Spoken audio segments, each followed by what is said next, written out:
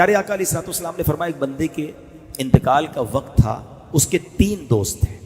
اس نے ایک کو بلایا اور کہا کہ تم میرا انتقال کا وقت ہے، تم میرے ساتھ کب تک رہو گے؟ تو اس شخص نے کہا کہ میں بس آپ کی روح نکلے گی اور میں الگ ہو جاؤں گا آپ سے، آپ ادھر انتقال فرمائیں گے اور میں آپ سے دور ہو جاؤں گا. دوسرا شخص دوسرے دوست کو بلایا کہ تم میرے ساتھ کب تک رہو گے؟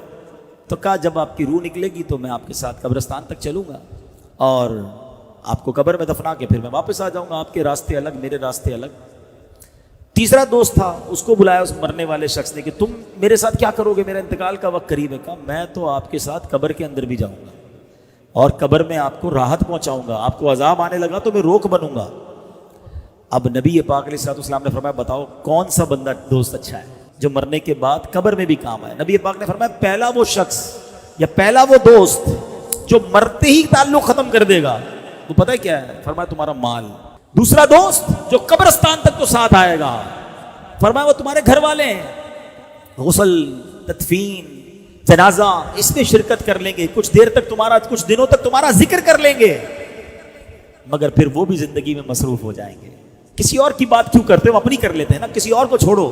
میرے والد والدہ کا، آپ میں سے کئیوں کے والد کا، والدہ کا، دادا دادی کا، نانا نانی کا انتقال ہوا، وہ بڑے دن بڑے تکلیف میں گزرے. اب کہاں یاد آتی ہے؟ کتنوں کو یاد آتی ہے؟ کب کب یاد آتی ہے؟ میں اور آپ بھی بھولی بسری داستان ہو جائیں گے. 2 4 6 دن 10 دن کو زیادہ مشہور آدمی ہوا تو سال 2 سال، بس پھر ختم جناب، دنیا رکتی نہیں کسی کے لیے.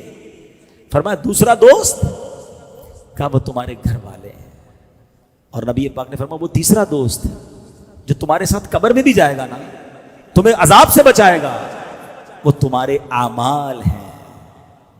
کیا خوبصورت مثال کے ذریعے بات سمجھائی ہے. بتاؤ، فکر اب 3 چیزیں نا، پیسہ، فیملی اور اعمال، تینوں میں سے امپورٹنس کس کو دینی چاہیے؟ سچ بتاؤ. اعمال کو ہم دیتے کس کو ہیں؟ پیسے کو، اور پھر فیملی کو. گھر والے ناراض نہ ہو جائیں. پیسے کماتے بھی بچوں کے نام پر ہی ہیں یار، بچوں کو، فیملی کو، ڈبل ڈیوٹیاں تو اوور ٹائم تو کوشش بھائی اگر جائز طریقے سے کما رہے تو ٹھیک ہے، مگر اعمال کیوں چھوڑ دیا؟ حرام میں کیوں پڑ گئے؟ نمازیں کیوں قضا ہو رہی ہیں؟ کیونکہ یہ تو قبر میں جانا تھا. کوئی قبر میں نہیں آئے گا میرے ساتھ.